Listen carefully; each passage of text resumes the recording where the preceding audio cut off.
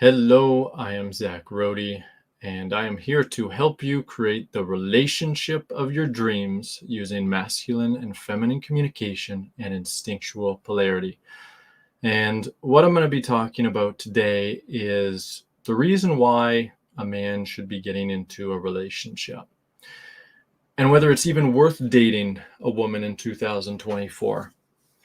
What's the point for men? Because there's so many women who are just entitled and too damaged and too many problems, and it's too expensive, and the woman's not going to be grateful enough, and it's just going to lead to problems. So what is the point?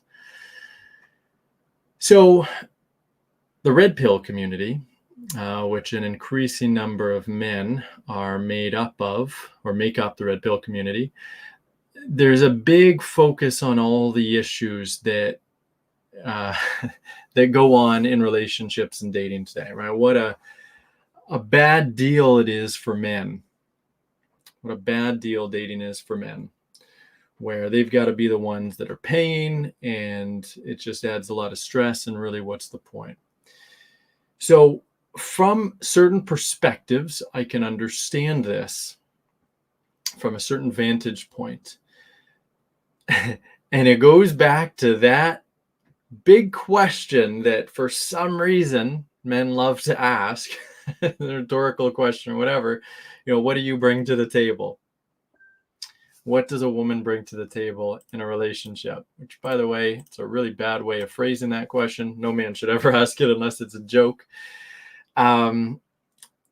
And it's largely because so many men have also been indoctrinated by feminism. Even if they consider themselves free of that, they're not fully understanding what a man's role is and what a man has to gain from being in a relationship. And the way that I can answer, is it worth dating a woman in 2024? What does a woman bring to the table? It's like, why have children? Why have a child? And this isn't to compare a woman to a child. Obviously, there's many differences, but there are some similarities as far as the dynamic, right? Why did I decide to have a child? Is it because I wanted comfort? Is it because I wanted, companionship? Is it because I wanted someone to love me? No, I don't want any of that stuff as a man. I wanted to have a child because I wanted someone to give my love to, and my leadership to, and everything I have to give to. And that's it. That was the main motivation. I want someone to give to.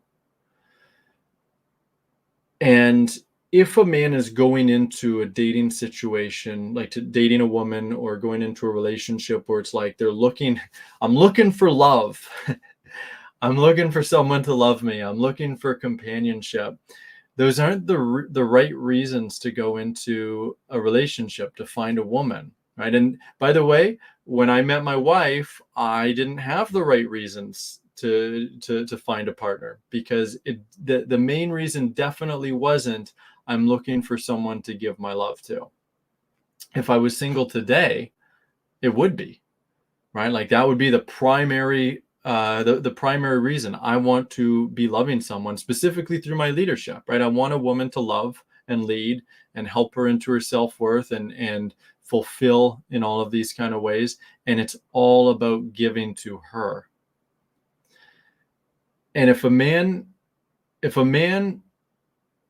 instincts aren't fully online, and if his heart is not fully online, he's not going to be motivated in that kind of way. And he's going to end up being disappointed over and over and over again, because he's looking for something that is not going to be found, at least not sustainably, not over the long term, because that's not the way that women are built. That's not the way that they're wired. It's not the way they're designed. And it's not the way that a man's going to experience a woman when she's in her self-worth, right? Going back to the comparison that I'm making with my daughter, it's like I love being around her so that I can fill her up, right? To give her joy, to make her happy, to give her all of these fantastic life experiences, to provide for her, to keep her safe. It's that's what's fun for me. That's what's fun for me. I mean, I love her gratitude as well. You know, there's little cute things about her that I love, but it's just like experiencing her joy and facilitating her joy, knowing that it's in large part because of what I am giving her. That's unbelievably fulfilling for me. And so when men, you know, it's so funny. You know, when men say like, what does a woman bring to the table? It's like, I think it's as ridiculous a question as what does a child bring to the table? Like, hey, you know, 2-year-old, what do you bring to the table in this dynamic, this parent-child relationship? You know, you need to be giving me just as much. And it's like, that's not what the dynamic is supposed to be about. It's supposed to be about a man that's giving and a child receiving. And that's what's fulfilling for both. And that's what both the child and the man need. And it's the same thing with a woman. Obviously, a woman is a grown-up, so there's so many differences in many ways as far as like actually being in a relationship with a child is not going to be fulfilling for most men, except for the really sick ones. Because a woman is an adult, she's experienced, you know, I don't even need to get into that crap. I shouldn't even have to explain that stuff, but there's always somebody. But it's the same dynamic, right? It's like, what fulfills a man when he's leading her? It's for him to be fully received. It's to experience her gratitude, and it's just to be in that role of getting to being able to give to her. And the problem that comes up in 2024, there's a few things that come up. One, I'm going to point on, like, because it needs to be brought up. Because this whole, I need to do a separate video on this. First of all, I need to do a full length video just on like how the red pill community is, which is just basically men that are unhappy and realizing that feminism is toxic. It's so focused on like these boss babe entitled terrible women. It's like every single red pill man, it's like they all live in LA. Because where else are you going to consistently meet these kind of women? I just don't get it. I've dated hundreds of women before I met my wife. I wasn't meeting these kind of entitled women. And I've met women of all kinds of ages, you know, 18-year-olds all the way up to like, probably the oldest was close to 50 in my 20s, and all throughout my 20s and up till, when did I get married? 30? 31. I just didn't meet those women. I mostly met relatively feminine women who had their own wounds and everything. But you know, the first question I'd really ask men, if you're meeting women who are just like really entitled and stuff, is like, that's a you problem. I don't know why you're attracting those kind of women, but that's definitely you. Yes, women do have entitlement problems. Okay, they definitely do. But the solution, here's the really toxic solution from so much of the red pill community that's so against both a man's and woman's instincts. It's like, basically be selfish, give less, and make a woman give more. And you're basically turning her into a man who's not being fully filled up. It's like this, like, yes, women have problems. They have entitlement issues. They have respect issues. They have control patterns. They have all this kind of stuff. But the way that a man deals with it, should deal with it, is by continuing to give. Don't shut off your heart. Don't shut down your instinct to want to give and get stuck into this like, oh, I don't want to be a simp mentality. Focus on leading better. Focus on leading a woman out of any entitlement, out of any disrespect. Teach her feminine communication. Teach her how to properly follow. Teach her how to shift out of resistance, right? Because when you do that, and you know, you do that with love, you're giving a woman everything that she needs, which means that you're going to be getting everything that you need. And what do you need? You need to be received. You need to be fully respected as a man. And that's just about it, right? And like the parallels between doing this and there's just so many similarities with a woman, leading a woman and leading a child, right? Because if you don't properly lead a child, you shut him or her down, you know, you're judgmental, or you just let the child kind of run free and do whatever, you're going to be in for a hell of a time, and you're not going to enjoy parenting that much. parenting is going to become really unfun. And then you're going to ask yourself the question, well, why, what's in it what's the point of having a child? It's like, this is horrible. This is a nightmare. I love being a parent. Being a parent is literally the best thing I've ever done in my entire life. And yes, my daughter is a handful. If I had several more, it would be more of a handful, but I couldn't imagine anything more fulfilling because I get to give so much. And because I know how to lead my daughter. And as she gets older, I'm still going to know how to lead her. And when she becomes a teenager, I'm still going to know how to lead her because I have these leadership skills. I'll know how to lead her whenever, at any age, when she gets into, any kind of arguing or resistance or any of that stuff. Because I'll tell you, I'll tell you something about that. If a man learns how to lead his woman, he's going to have a really easy time with the child. It's like learning to lead my wife out of resistance and judgment and all of that stuff. It has set me up for so much success as a parent because it's so much easier to lead a 2-year-old. And it will also be easier to lead a 5-year-old or a 10-year-old than a grown woman who's really stuck in resistance and disrespect and everything. It's also a lot less uncomfortable, a lot less, we call it anxiety provoking. It's easier. And so men really sell themselves short by focusing on is it worth it? Of course it's worth dating a woman in 2024 or any year if you know how to lead. If you don't know how to lead, then yes, dating women in 2024 is going to suck.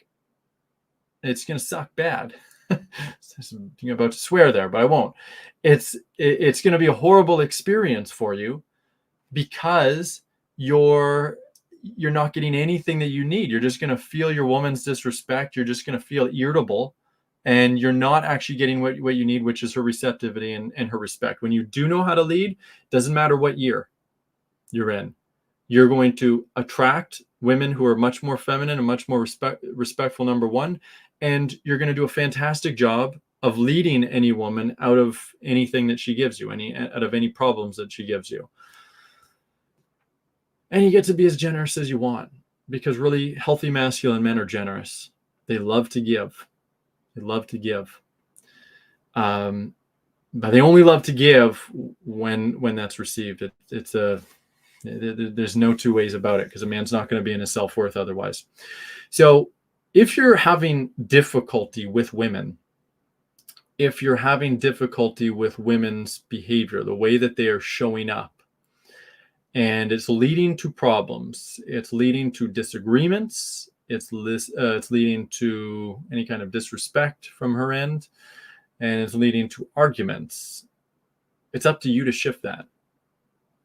It's up to you to fully shift that, and you can fully shift that. You need to learn how to be dominant in your relationship, or if you're dating. You have to learn how to lead a woman out of arguing and into communicating in a respectful way. It's not about taking away her voice, because that's not going to solve anything. It's not going to help her heal. And you're going to be leading her out of her self-worth. It's about giving her a voice in a feminine way, in a way that feels good for you, right? Every argument that you've ever had, every argument that anyone has ever had, never had to exist. There's never a time that an argument had to happen. The only reason that arguments happen are because either the woman doesn't know how to be respectful, or the man doesn't know how to lead the situation. He doesn't know how to lead himself and emotionally center himself, or he doesn't know how to lead the woman out of disrespect and lovingly correct her and lead her into her feelings and show her a different way of communicating. That's the only way. And so a man has 100% power to change everything. And this is what I realized in my marriage after many, many arguments, after dozens and dozens and dozens of arguments over the 3.5 years that I'd been with my wife. And once I figured out, wait a minute, there's actually a way to lead us out of this. And it's definitely not what I am doing.